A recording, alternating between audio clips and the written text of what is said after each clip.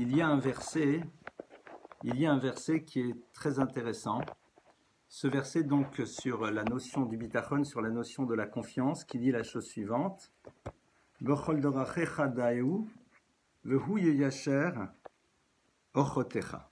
C'est un verset donc dans Michelet qui dit la chose suivante. Bechol dorachecha daeu. Dans tous tes chemins, connais-le. Et à ce sujet, Rabbeinu Yona dit la chose suivante. Bechol adrachim v'amasim shato ose, takir et akadosh baruch hu she'apoel vaose. Dans tous les mouvements de ton existence que tu vas opérer, eh bien, sache et reconnaître que Dieu, en vérité, est présent à l'intérieur de tous ces moments-là.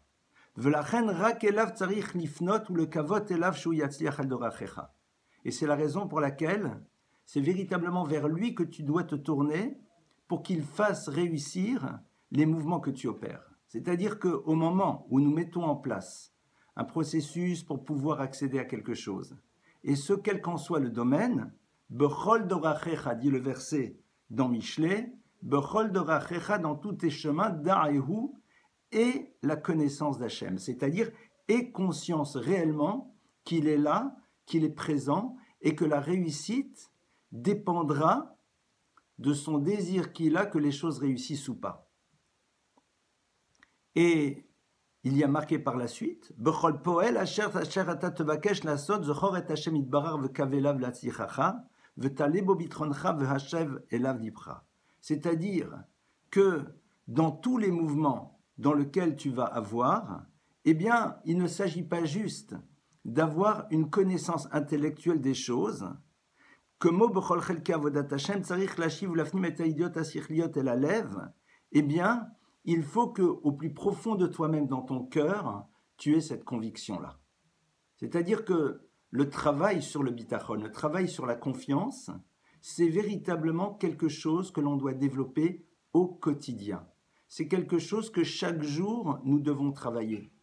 Il ne s'agit pas du tout d'un élément qu'à un moment, on a mis dans notre vie, et puis ça y est, on pense qu'il est présent. Ça fait partie d'un travail quotidien que l'on doit développer. Et c'est ce qu'il y a marqué dans le texte, qui yeshmi sheboter b'Hashem yitbarar bichlal u'mamin bo, ki akol bidei shamaim, velo yiftar be'adam, velo bekocho besichlo, ach lo yashiv inyan habitachon al libo bipratim, bechol maaseh asher yaseh, al ken amar bechol dorachecha daeu. Alors, ça va très loin. Certaines personnes, en effet, ont théoriquement une conviction qu'en effet Dieu est présent dans l'univers, que c'est lui qui dirige l'univers et que c'est lui qui est derrière les choses. Mais lorsqu'ils agissent de manière concrète, ils pensent systématiquement « je vais faire ceci » et donc c'est la raison pour laquelle il y aura cela, « je vais agir de telle manière », c'est la raison pour laquelle les résultats seront ceci, ceci, cela. C'est-à-dire qu'on est en théorie dans notre tête convaincus, mais lorsque nous sommes en train d'agir, nous sommes persuadés que parce que nous avons fait telle et telle chose, alors évidemment les choses vont se passer. Je vais vous donner des exemples très simples. Imaginez quelqu'un qui va dire la chose suivante, j'ai rencontré telle personne, je lui ai parlé de cette manière, je suis sûr que ça va marcher, et en vérité, j'ai une très bonne idée, et vous allez voir, et c'est exactement comme ça qu'il faut faire, et c'est comme ça que ça va fonctionner. Cette deuxième partie de parole, c'est l'expression d'un manque de bitachon, d'un manque de confiance dans Dieu. Pourquoi ?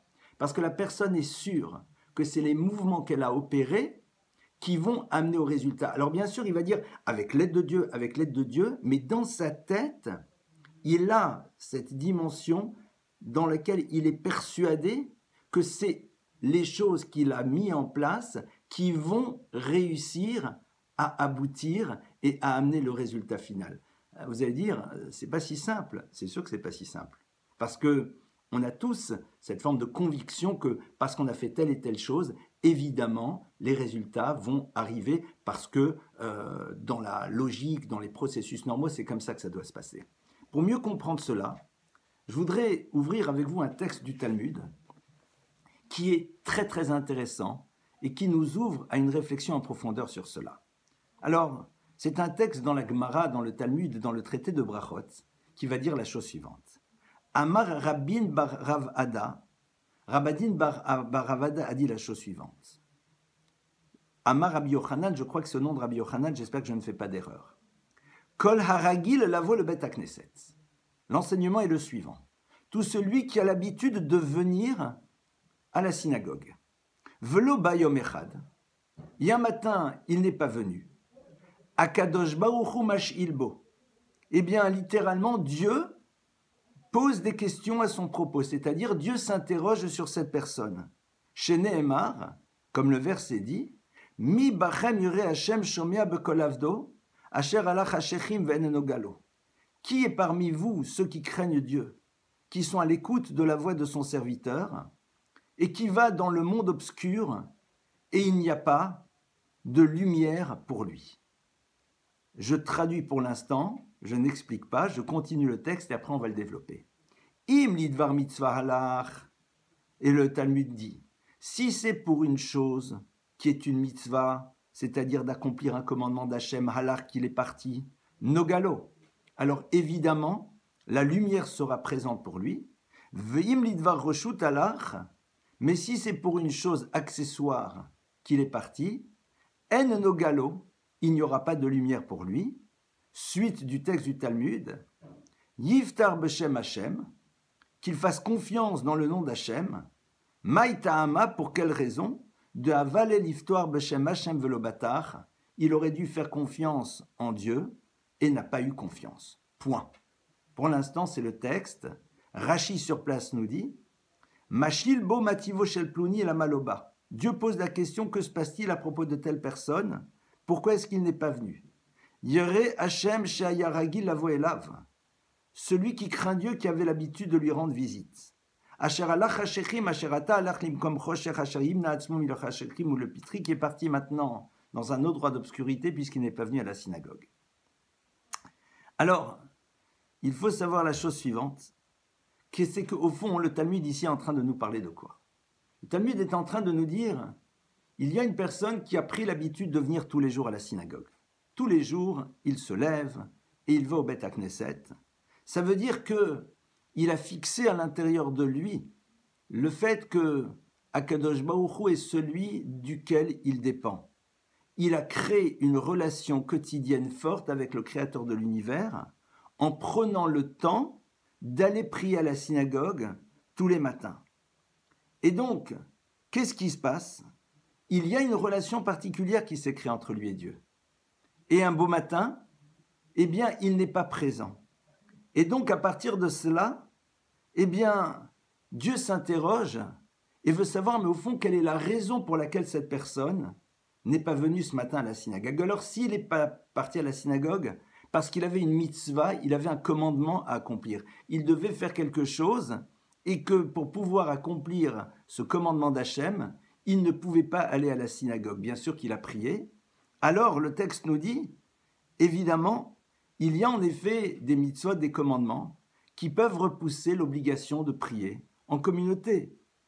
Il y a parfois des situations dans lesquelles nous devons mettre de côté l'obligation de prier en communauté parce qu'il y a des choses plus importantes, entre guillemets, pas entre guillemets, il y a des choses plus importantes à faire et la halakha est définie. Imaginez que quelqu'un a absolument besoin d'un malade, a besoin qu'on s'occupe de lui et que personne d'autre ne peut le faire. Évidemment, on va mettre de côté notre prière en communauté et on va aller s'occuper de ce malade, on va aller s'occuper de ces personnes qui sont dans le besoin ou qui sont dans la difficulté. Évidemment, surtout que ça ne souffre généralement d'aucun retard. Donc Akadosh Baruch Hu dit, évidemment, si cette personne a mis ce matin, entre parenthèses, la prière à la synagogue, parce qu'il avait une mitzvah, parce qu'il avait un commandement qui lui enjoignait de mettre de côté celle-là, évidemment, Nogalo, cette personne, eh bien, la lumière continue à l'éclairer. Pourquoi? Parce qu'il a su d'abord savoir gérer les priorités avec intelligence, et la raison pour laquelle il n'est pas là, eh bien, c'est que tout simplement, il y avait quelque chose que la Torah lui demandait de faire et à laquelle il s'est soumis. Et au passage, d'ailleurs, c'est très intéressant, je fais juste une parenthèse, parce que de là, nous apprenons qu'un homme doit savoir quelles sont les priorités à l'intérieur du judaïsme. Vous savez, parfois, certaines personnes se focalisent sur certaines mitzvot, sur certains commandements, et ne les lâchent absolument pas. Et parfois, ils doivent savoir que dans certaines situations, on doit mettre en parenthèse certaines choses, parce qu'il y en a d'autres qui sont beaucoup plus importantes. On le voit par exemple actuellement. Nous avons une mitzvah, nous avons un commandement de Venishmar Temod le Nafshotechem, de faire extrêmement attention à notre santé. C'est une mitzvah de la Torah. Eh bien, cette mitzvah que nous avons a mis de côté l'obligation de prier en communauté, même si pour nous c'est un manque immense. Évidemment, même si c'est quelque chose qui doit nous amener beaucoup à réfléchir. Pourquoi est-ce que nous avons été privés de synagogue? Est-ce que c'est peut-être parce que malheureusement nous ne faisons pas suffisamment attention à la sainteté de la synagogue? Nous parlons peut-être un peu trop à l'intérieur, que sais-je? C'est quelque chose sur lequel nous devons bien réfléchir. Mais en tout état de cause, ici, la halakha nous dit, voilà où sont les priorités. Une personne qui est malade, qui a besoin de nous, eh bien on va mettre de côté notre étude de Torah si personne d'autre ne peut s'occuper d'elle pour pouvoir aller nous occuper d'elle. Idem au niveau de la prière en communauté. Il y a ce que l'on appelle des gestions de priorité à l'intérieur des mitzvot qu'il faut connaître et ne pas parfois être bloqué sur quelque chose et dire non, je l'ai toujours fait, je lâche pas, alors qu'en vérité, la halakha, la Torah te dit attention, ici il faut savoir quelle est la priorité, quelle est la chose essentielle sur laquelle tu dois te focaliser. Donc, il s'agit ici d'un cas dans lequel Dieu dit voilà, im nidvar mitzvah lach. Si cette personne est partie pour accomplir une mitzvah et que cette mitzvah nécessitait qu'il mette de côté la prière en public, eh bien, nogalo, veim lidvar haroshut alach. Par contre, si il est parti pour dvar roshut, c'est-à-dire pour une chose qui est accessoire, alors là, malheureusement, la lumière ne sera pas présente. Pourquoi? Parce que le texte nous dit d'avaler l'histoire b'shem Hashem, il aurait dû faire confiance à Dieu. De manière concrète, ça veut dire quoi? Eh bien, il faut savoir que lorsque quelqu'un commence à faire attention et à accomplir une mitzvah comme il se doit, eh bien, évidemment, ça construit chez lui aussi une obligation nouvelle d'avoir confiance en Dieu. Pourquoi? De réussir à ne pas annuler cette mitzvah pour une chose qui n'est pas fondamentale. C'est-à-dire savoir que ce n'est pas parce que je vais accomplir le Ratzon Hashem, la volonté d'Hashem, que j'ai pris sur moi, que par ailleurs, eh bien, quelque chose pourra m'arriver. Traduction. Et on va le traduire de manière extrêmement concrète. C'est facile à dire en théorie, en pratique, c'est beaucoup plus complexe. Et donc, c'est la raison pour laquelle on est en train d'apprendre. Mais tout notre travail à nous, c'est de réussir à installer cela à l'intérieur de notre vie. Quelqu'un a pris l'habitude d'aller tous les matins à la synagogue. Il a pris sur lui d'y aller. Et puis un beau jour, on lui dit, tu sais, demain, à 8 heures, tu as un rendez-vous très important au niveau de ton travail. Eh bien, souvent, on aura tendance à dire, bon, bah, écoutez, qu'est-ce que vous voulez, c'est pour le travail, j'irai pas, et puis, voilà, c'est le travail quand même. Alors, évidemment, certaines personnes vont dire, je vais trouver un autre moment de prière en communauté plus tôt pour réussir à joindre les deux. Évidemment, c'est la meilleure solution. Mais dans l'absolu, quelqu'un qui est botéar, quelqu'un qui a confiance véritablement à Kadosh Baruch Hu, devrait être capable de dire « Je vais d'abord faire ce que j'ai l'habitude de faire tous les jours. » C'est-à-dire, je vais d'abord m'occuper d'aller à la prière comme je le fais tous les jours, et seulement après j'irai à mon rendez-vous, et je fais confiance à Kadosh Baruch Hu que ce n'est pas parce que j'agis de cette manière que quelque chose de négatif pourra m'arriver. Évidemment, cette chose-là, c'est facile à dire en théorie. Dans le monde de la pratique, c'est quelque chose de beaucoup plus complexe. Évidemment que c'est quelque chose de beaucoup plus complexe parce que quand on est face à la situation, il y a quelque chose d'anxiogène, il y a quelque chose d'angoissant. Mais j'ai envie de donner un exemple qui va nous permettre peut-être de mieux intégrer l'idée, même si de manière concrète, réussir à le mettre en place, ce n'est pas si simple. Moi, j'essaye de m'imaginer que j'ai rendez-vous avec le président directeur général de la société par rapport à un point très important. Et donc, il m'a donné rendez-vous, j'ai rendez-vous avec lui à 8 heures le matin.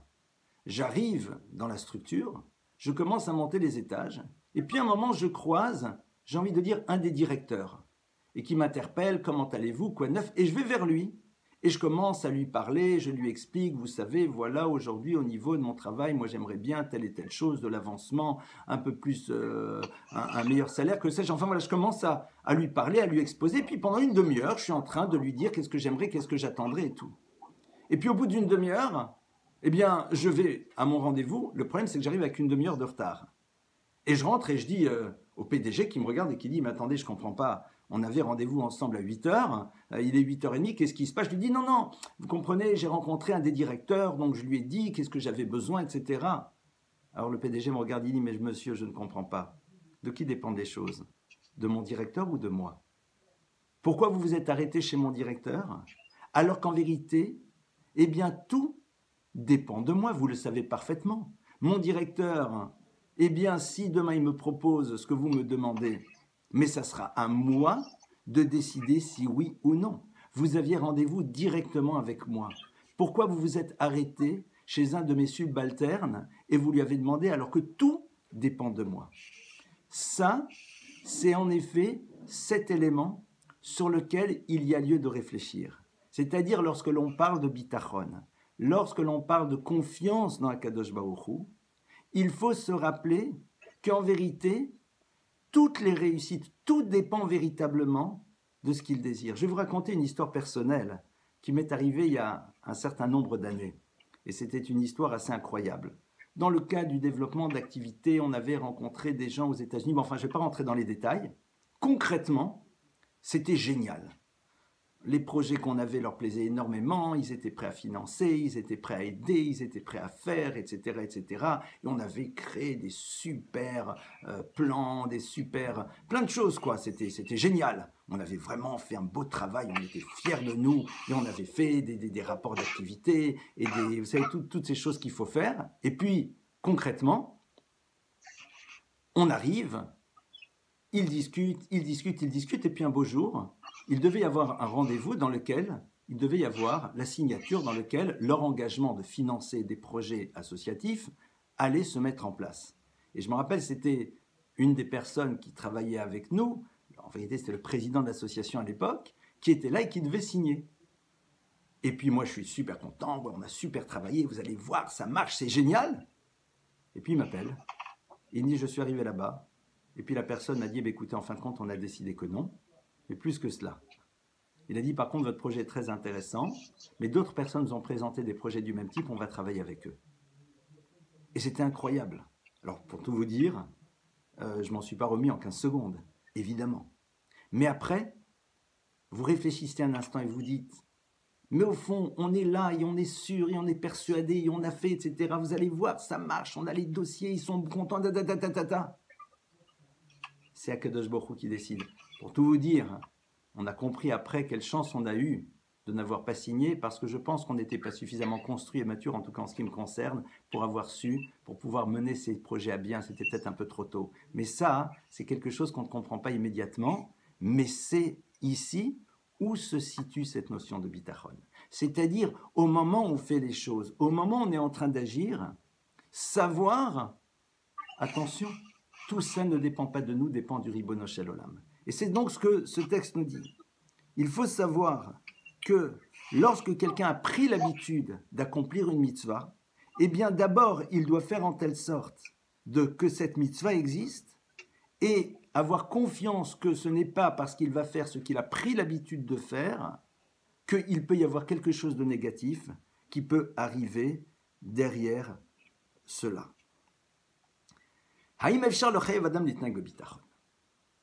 Évidemment, la question qui se pose à partir de cela, c'est est-ce qu'on peut obliger quelqu'un à agir de cette manière? Même si on n'est parfois pas à ce niveau-là. C'est-à-dire, est-ce qu'on pourrait dire, bon, ben écoute, voilà, il faut que tu aies confiance, il faut que tu aies confiance, il faut que tu aies confiance. Juste certaines personnes n'ont pas éteint leur micro. Est-ce que vous pouvez vérifier que vos micros sont bien éteints parce qu'il y a du bruit et on entend des personnes qui font du bruit? Vérifiez, s'il vous plaît, que vos micros sont bien éteints. Eh bien, on a ici, on entend, s'il vous plaît, est-ce que vous pouvez éteindre vos micros? Eh bien, est-ce qu'on peut obliger quelqu'un à avoir un comportement de bitachon, même s'il n'est pas à ce niveau-là? Eh bien, à ce niveau-là, il faut être très clair, non. On ne peut pas obliger quelqu'un à jouer dans une cour qui n'est pas la sienne. Et cette chose-là, nous l'apprenons d'un texte de la Torah que le Ramban, que Nachmani nous développe. En effet, il y a marqué dans la Torah la chose suivante, que lorsque nous partions à la guerre, pour partir à la conquête d'Eretz Israël, eh bien, le verset nous dit « N'ayez pas peur, ki Hashem Elokechem ha'olech imachem leilachem lachem imoyvechem lo'shiaetrem » le Créateur de l'univers est avec vous. Donc il y avait un engagement, Hashem dit « Voilà, n'ayez pas peur, tout ira bien, je suis avec vous. » Très bien. Mais quand on regarde les autres versets, la Torah nous dit que juste avant de partir à la guerre, eh bien, on rassemblait le peuple et on disait attention, avant de partir à la guerre, il y a certaines personnes qui ne pourront pas faire partie de l'armée. Tout d'abord, quel est l'individu qui a cette année s'est marié, il doit rester avec son épouse, quelqu'un qui vient de créer, qui vient de construire sa maison, quelqu'un qui vient d'acquérir une terre, c'est-à-dire ces personnes-là qui viennent de démarrer quelque chose, on ne peut pas les envoyer à la guerre. Et après, on disait la chose suivante, quel est celui qui, quel est l'individu qui a peur et qui a un cœur qui est tremblant, qu'il n'y aille pas. Alors, le Ramban, sur place, pose la question. Il dit, je ne comprends pas. Ok, que celui qui vient de se marier, que celui qui vient d'acheter, que celui qui vient d'avoir une terre, on peut entendre. Mais, s'il vous plaît, pouvez-vous éteindre vos micros? Pouvez-vous éteindre vos micros? On entend certaines personnes. Mais, là où la question se pose, c'est que, on ne comprend pas. La personne dit, j'ai peur. Très bien, il a peur. Et donc, ce n'est pas pour autant qu'il ne peut pas partir se battre. Ah, il a peur, mais de toute façon, Dieu s'est engagé à ce que tout se passe bien. Comme le verset nous l'a dit, et je l'ai cité, Ki Hashem Elokechem ha'olachim achem leilachem lachem imoyvechem lo'shiaetrem. Le Créateur de l'univers est avec vous. Il va vous sauver. Donc, de toute façon, que les personnes qui viennent de se marier, tout ça, on peut l'entendre, mais quelqu'un dit, ah là là, j'ai l'angoisse. On dit, d'accord, t'as l'angoisse, mais c'est pas grave, par la guerre, de toute façon, Akadosh Baruch Hu s'est engagé, et donc tout ira bien. Le Ramban dit non. Si quelqu'un, malgré la promesse de Dieu, a peur, ça veut dire qu'il n'a pas développé suffisamment sa confiance en lui, eh bien la promesse d'Hachem ne marchera pas pour lui. La promesse d'Hachem ne marche que vis-à-vis de quelqu'un qui a construit cette conviction profonde à l'intérieur de lui-même. Ça veut dire quoi?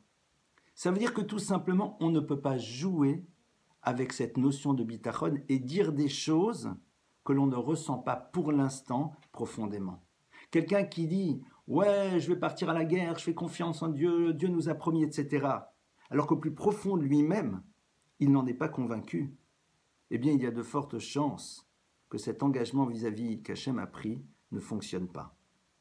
C'est la raison pour laquelle on ne peut pas obliger quelqu'un à avoir un bitachon, une confiance, alors qu'au plus profond de lui-même, c'est quelque chose qui n'est pas encore suffisamment construit. La Torah nous demande de ne pas nous raconter d'histoire.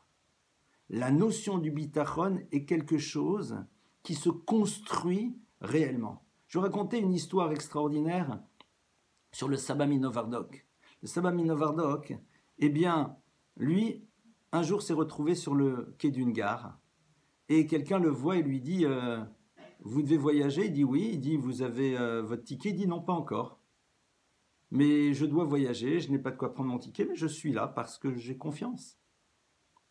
Et quelques minutes avant que le train n'arrive, quelqu'un vient le voir et lui dit voilà, je devais voyager, je ne peux pas voyager, ça ne sert à rien, je ne peux pas me faire rembourser le billet. Enfin, que sais-je, il lui donne son billet. Le Saba Minovardok était quelqu'un qui, lorsqu'il disait qu'il faisait confiance, c'était quelque chose de totalement authentique, de totalement vrai. C'était quelque chose qui était inscrit en profondeur à l'intérieur de lui. Ce n'étaient pas des postures. Ce sont des choses que l'on doit construire au fur et à mesure de notre existence. On ne peut pas à un moment jouer dans une cour qui n'est pas la nôtre, surtout dans le domaine du bitachon, surtout dans le domaine de la confiance. C'est pour cela que depuis que j'ai commencé à vous donner ce cours, je vous dis bien, je ne fais que partager avec vous un enseignement que je suis en train moi aussi de travailler avec vous de la même manière. Et n'imaginons pas que je suis au niveau de ce que je dis, loin s'en faut. Évidemment, parce que comme on l'a vu, il y a la théorie et il y a la pratique. La notion du bitachon, c'est quelque chose que l'on doit inscrire au fur et à mesure. Et donc, pour pouvoir réussir à développer cette notion-là, donc comme on a vu que lorsqu'on a installé une mitzvah à l'intérieur de notre vie, eh bien, il ne faut pas penser que parce que l'on a installé cette mitzvah, eh bien, à un moment, ça pourra créer chez nous un quelconque dommage. Il faut être capable de tenir cette mitzvah et de ne pas la lâcher, et ce, quelles que soient les circonstances, sauf si, bien sûr, la halacha nous dit que nous devons faire une parenthèse par rapport à cela.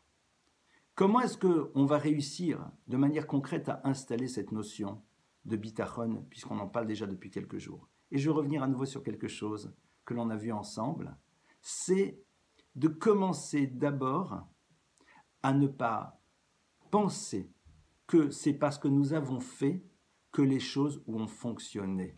C'est-à-dire voir dans les mouvements que nous opérons ce qu'Hachem attend de nous, mais que derrière cela, il y a exclusivement la volonté d'Hachem que les choses réussissent ou qu'elles ne réussissent pas, qu'elles aboutissent de la manière la plus positive par rapport à nous-mêmes.